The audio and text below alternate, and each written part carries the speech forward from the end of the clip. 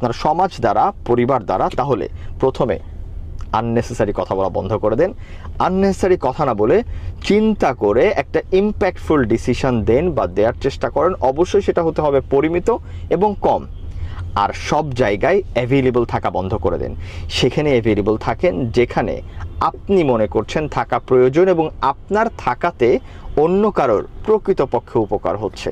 একটা প্রবাদ আছে, পুরুষ মানুষের কখনো শেষ স্লাইসটা খেতে হয় না যদি সে পেমেন্ট না করে।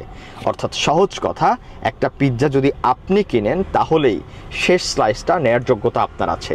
ঠিক একইভাবে আপনি যেখানে যাচ্ছেন সেখানে আপনি কোনো ইম্প্যাক্ট ফেলবেন কিনা তার উপরে কিন্তু বেস করে আপনাকে রেসপেক্ট করা হবে বা আপনাকে পজিশন দেওয়া হবে। তাই ইম্প্যাক্টটা যদি ফেলতে পারেন তাহলে অ্যাভেলেবল থাকেন, আর আপনার কথাতেও যদি ইম্প্যাক্টটা পড়ে তাহলেই শুধুমাত্র কথাটা বলেন।